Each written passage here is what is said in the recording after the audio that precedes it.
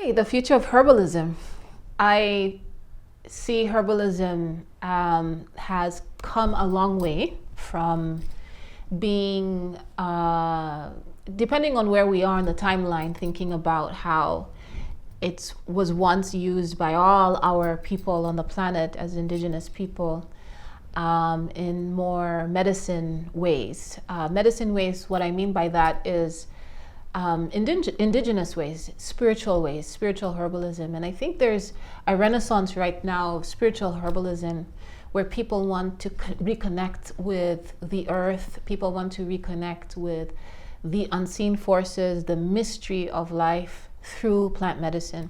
So we're seeing people more engaged with iboga ceremonies or ayahuasca ceremonies and other explorations, even on a more less large ceremony way, including herbs that could be psychotropic or hypnotic, like California poppy or oats, milky oats, or ashwagandha.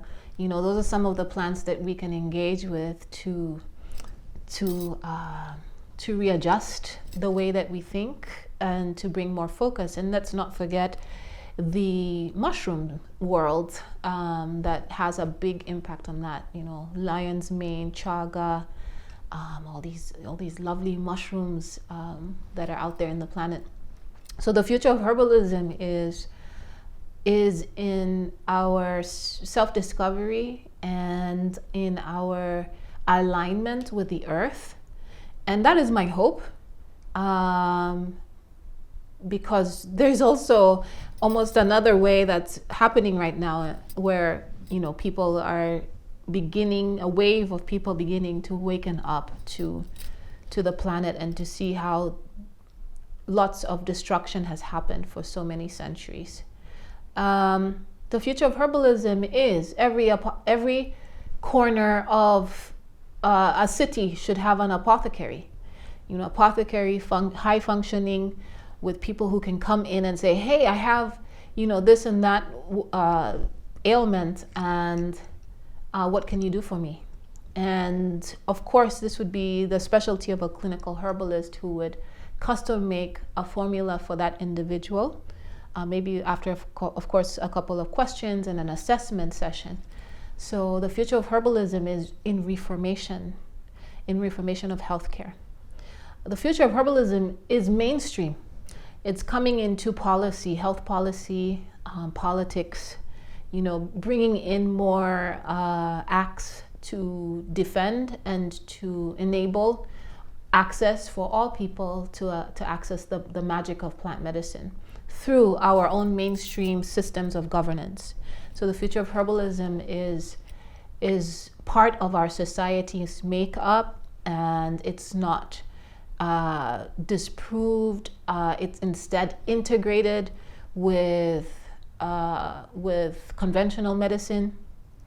It's also there's more maybe scientific evidence, in a modern way of scientific evidence, because I do see herbalism itself as a mode of evidence anyway, because it's so much older than conventional medicine, and our ancestors have benefited from herbal medicine. That's why we're all here.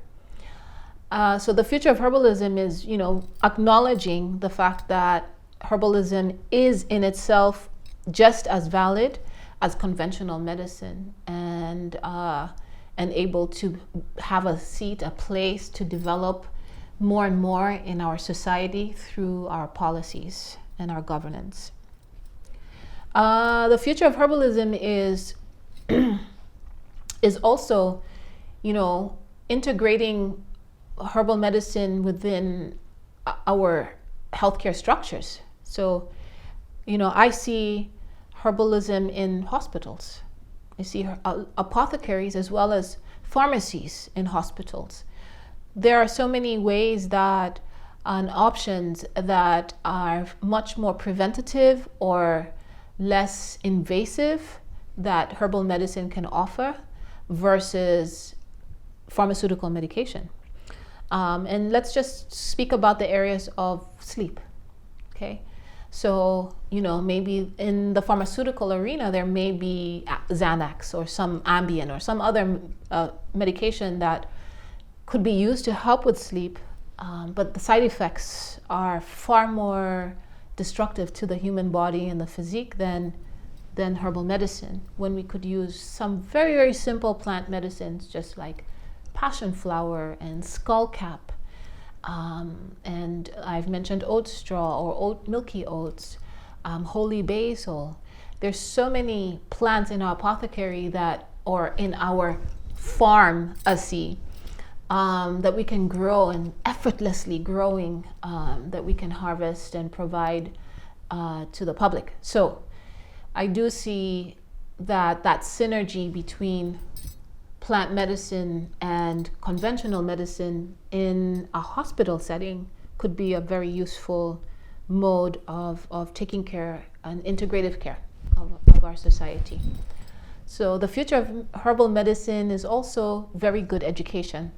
We need to have more schools that are training in clinical herbalism and encouraging graduates to be out there in society, to not be afraid, to work with their communities, to educate communities. Education is huge in herbal medicine.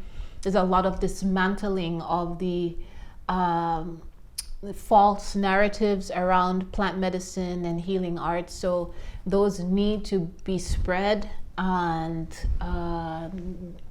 just more basis for why herbalism is a powerful and strong modality of healing in society.